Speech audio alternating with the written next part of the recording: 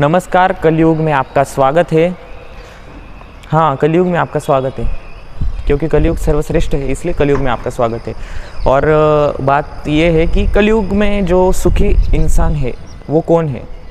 देखो, सुखी इंसान की जब बात आती है ना, तो सबसे पहले मुझे कलयुग में एक ही सवाल आता है कि सुखी कौन है एक्चुअली में। क्योंकि हर एक व्यक्ति अपने अपना डेफिनेशन बनाता है। जिसके पास पैसा है वो सुखी है, जिसके पास अच्छा तन है, आरोग्य है, वो सुखी है, जिसके पास अच्छे विचार है, जिसके पास क्या कुछ नहीं है सब कुछ है वो सुखी है, क्या नहीं है जो राजनीति में है वो सुखी है। हर एक व्यक्ति अपनी अपनी डेफिनेशन बनाता है अपनी इच्छाओं के अनुसार। जिसके पास जो नहीं होता वो दूसरों के पास है, मतलब वो सामने वाला सुखी और मैं नहीं।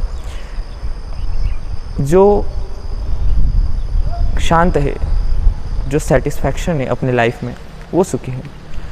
जो प्राप्त है वही पर्याप्त है, ये मानकर जो चले वो सुखी है। देखो, कलयुग में हमने जन्म लिया है तो सबसे पहले हमें एक ही चीज़ ध्यान आनी चाहिए, मोक्ष।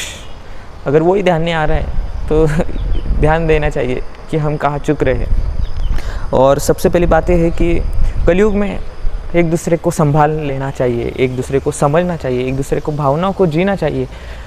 हर एक को अपने परिवार के साथ वक्त बिताना चाहिए, वो सुखी इंसान है। क्या है सुखी इंसान असल में? देखो, हमने कलयुग में जन्म लिया है, किस लिए लिया है, क्यों लिया है, हमारा जन्म किस लिए हुआ है। अगर आपको ये सवाल आ रहे, मतलब समझो आप भी आध्यात्म से जुड़ रहे हैं। क्योंकि आध्यात्म जड़ से जुड़ने का विषय है। और जो पत्तों और फूल और फलों के पीछे वो भी आध्यात्म ही कर रहे हैं, सिर्फ उनको उस जड़ तक पहुंचना है। और जो जड़ में है उनको ऊपर आने का है, और जो ऊपर है उनको जड़ तक जाने का है। कई तरह से हम भगवान को प्राप्त कर सकते हैं, परंतु क्या है, हम बोलते हैं भगवान के पास जाने के मार्ग बहुत सारे अलग अलग हैं। नहीं, मार्ग एक ही है, भगवान भी एक ही है। जो हमारे अंदर है, जो हमारे बाहर है। और जब ये अंदर और बाहर ये दोनों भेद निकल जाएंगे तब हमें समझेगा अंदर बाहर का कोई विषय नहीं है। देखो, कलयुग में हर एक व्यक्ति, अगर हम कहें आत्मज्ञानी व्यक्ति क्या है? जिसने स्वयं को जान लिया है, जिसने मोक्ष प्राप्त कर लिया, वो है आत्मज्ञानी व्यक्ति। जैसे आपने तीनों युग में देखा होगा कितनी तपश्चर्या करनी पड़ती, क्या कुछ नहीं करना पड़ता। परंतु कलयुग में ना तपश्चर्या ना कुछ, आपकी भक्ति आपको सर्वश्रेष्ठ बना देती है, मोक्ष प्राप्त करा देती है। बात यह है कि एक ही बात ध्यान रखनी चाहिए कि जो भी आत्मज्ञानी व्यक्ति है, हमें संगठित रहने का है, हमें एक रहने का है, मजबूत रहने का है। क्योंकि क्या है, आजकल वैचारिक मतभेद बहुत हो रहे हैं लाइफ में। कभी कभी ऐसा भी लगता है दो ज्ञानी व्यक्ति एक दूसरे से लड़ते रहते हैं, और वो क्योंकि वो खुद को ज्ञानी मानते हैं। और एक अच्छा सुखी संसारी पारिवारिक व्यक्ति अपने परिवार के साथ सुखी रहता है, अपने बीवी बच्चों को खुश रखता है, अच्छा समाज कल्याण भी करता है, दान दक्षिणा भी देता है। तो इसमें से होशियार व्यक्ति कौन है, समझदार व्यक्ति कौन है? आपको तो पता चल गया होगा कौन है। देखो, ज्ञानी हम उसको मानते हैं जिसके पास ज्ञान है।